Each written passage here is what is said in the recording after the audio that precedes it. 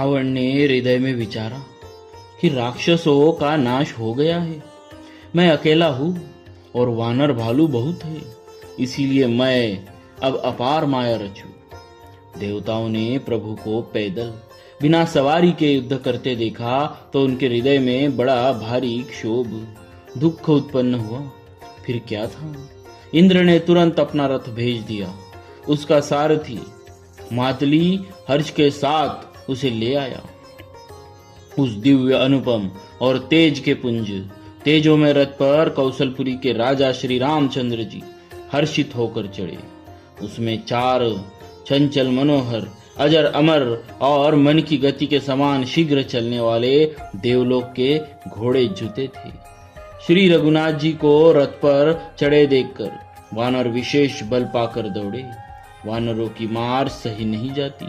तब रावण ने माया फैलाई। एक श्री रघुवीर के ही वह माया नहीं लगी। सब वानरों ने और लक्ष्मण जी ने भी उस माया को सच मान लिया। वानरों ने राक्षसी सेना में भाई लक्ष्मण जी सहित बहुत से राम को देखा। बहुत से राम लक्ष्मण देखकर वानर भालू मन में मिथ्या डर से बहुत ही डर गए। लक्ष्मण जी सहित वे मानो चित्र लिखे से जहां के तहां खड़े देखने लगे।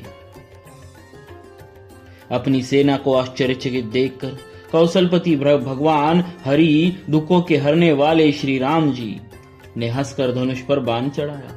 पल भर में सारी माया हर ली। वानरों की सारी सेना हर्षित हो गई।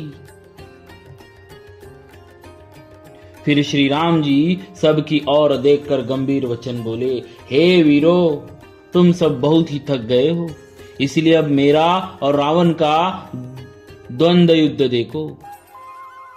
ऐसा कहकर श्री रघुनाथ जी ने ब्राह्मणों के चरण कमलों में सिर नवाया और फिर रथ चलाया।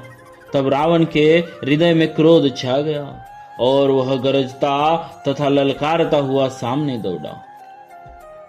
उसने कहा, अरे तपस्वी सुनो, तुमने युद्ध में जिन योद्धाओं को जीता है मैं उनके समान नहीं हूं। मेरा नाम रावण है। मेरा यश सारा जगत जानता है। लोकपाल तक जिसके कैद खाने में पड़े हैं। तुमने खर, दूषण और विराट को मारा। बेचारे बाली का व्याध की तरह वध किया। बड़े बड़े राक्षस योद्धाओं के समूह संहार किए और कुंभकर्ण तथा मेघनाद को भी मारा। अरे राजा, यदि तुम रण से भाग न गए तो आज मैं वह सारा वैर निकाल लूंगा। आज मैं तुम्हें निश्चय ही काल के हवाले कर दूंगा। तुम कठिन रावण के पाले पड़े हो। रावण के दुर्वचन सुनकर और उसे कालवश जान कृपा निधान श्री राम जी ने हंसकर यह वचन कहा, तुम्हारी सारी प्रभुता, तुम जैसा तुम कहते हो बिल्कुल सच है, पर अब व्यर्थ बकवाद न करो, अपना पुरुषार्थ दिखलाओ। व्यर्थ बकवाद करके अपने सुंदर यश का गान न करो। व्यर्थ बकवाद करके अपने सुंदर यश का नाश न करो। क्षमा करना, तुम्हें नीति सुनाता हूं, सुनो। संसार में 3 प्रकार के पुरुष होते हैं। प्रभु श्री राम जी कहते हैं, संसार में 3 प्रकार के पुरुष होते हैं। पाटल गुलाब, आम और कटहल के समान। एक पाटल फूल देते हैं, एक आम फूल और फल दोनों देते हैं, एक कटहल में केवल फल ही लगते हैं। इसी प्रकार पुरुषों में एक कहते हैं करते नहीं, दूसरे कहते हैं और करते भी है, और तीसरे केवल करते हैं पर वाणी से कहते नहीं। श्री राम जी के वचन सुनकर वह खूब हंसा और बोला, मुझे ज्ञान सिखाते हो? उस समय वैर करते तो नहीं डरे, अब प्राण प्यारे लग रहे हैं। दुर्वचन कहकर रावण क्रुद्ध होकर वज्र के समान बाण छोड़ने लगा। अनेकों आकार के बाण दौड़े और दिशा विदिशा तथा आकाश और पृथ्वी में सब जगह छा गए। श्री रघुवीर ने अग्निबाण छोड़ा, जिससे रावण के सब बाण क्षण भर में भस्म हो गए। तब उसने खिसियाकर तीक्ष्ण शक्ति छोड़ी किंतु श्री रामचंद्र जी ने उसको बाण के साथ वापस भेज दिया। वह करोड़ों चक्र और त्रिशूल चलाता है, परंतु प्रभु उन्हें बिना ही परिश्रम काट कर हटा देते हैं। रावण के बाण किस प्रकार निष्फल होते हैं, जैसे दुष्ट मनुष्य के सब मनोरथ। तब उसने श्री राम जी के सारथी को 100 बाण मारे। वह श्री राम जी की जय पुकार कर पृथ्वी पर गिर पड़ा। श्री राम जी ने कृपा करके सारथी को उठाया। तब प्रभु अत्यंत क्रोध को प्राप्त हुए। युद्ध में शत्रु के विरुद्ध श्री रघुनाथ जी क्रोधित हुए। तब तर्कस में बाण कसमसाने लगे, बाहर निकलने को आतुर होने लगे। उनको धनुष का अत्यंत प्रचंड शब्द टंकार सुनकर मनुष्य भक्षी सब राक्षस वातग्रस्त हो गए, अत्यंत भयभीत हो गए। मंदोदरी का हृदय कांप उठा। समुद्र, कश्यप, पृथ्वी और पर्वत डर गए। दिशाओं के हाथी पृथ्वी को दांतों से पकड़कर चिंगाड़ने लगे। यह कौतुक देखकर देवता हंसे। धनुष को कान तक तान कर श्री राम जी ने भयानक बाण छोड़े। श्री राम जी के बाण समूह ऐसे चले मानो सर्प लहराते हुए जा रहे हो। बाण ऐसे चले मानो पंख वाले सर्प उड़ रहे हो।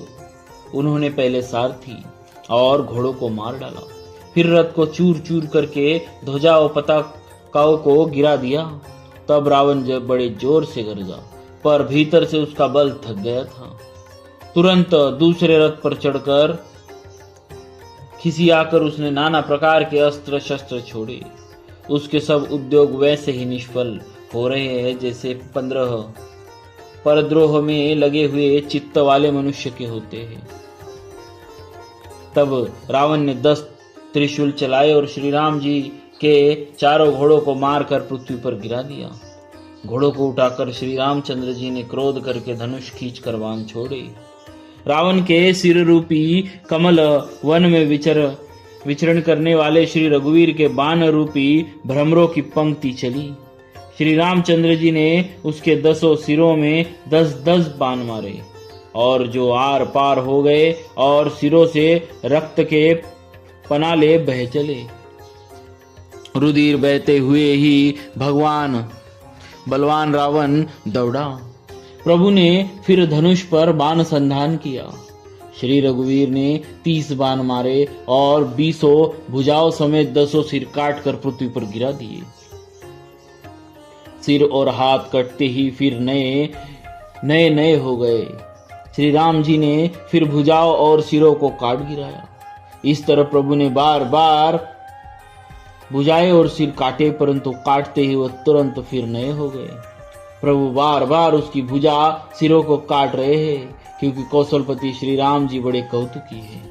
आकाश में सिर और बाहु ऐसे छा गए मानो असंख्य केतु और राहु हो। मानो अनेकों राहु और केतु रुधिर बहाते हुए आकाश मार्ग से दौड़ रहे हो। श्री रघुवीर की प्रचंड बाणों के बार बार लगने से वे पृथ्वी पर गिरने नहीं पाते। एक बाण से समूह के समूह सिर छीदे हुए आकाश में उड़ते ऐसे शोभा पा रहे हैं, मानो सूर्य की किरणें क्रोध करके जहां तहां राहुओं को पिरो रही है। जैसे जैसे प्रभु उसके सिरों को काटते हैं, वैसे वे अपार होते जाते हैं। जैसे विषयों का सेवन करने से काम, उन्हें भोगने की इच्छा प्रतिदिन नया बढ़ता जाता है।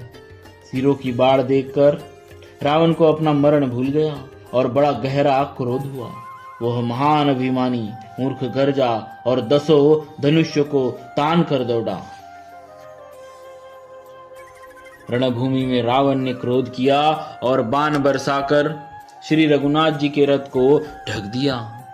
एक घड़ी तक रथ दिखलाई न पड़ा, मानो कोहरे में सूर्य छिप गया हो।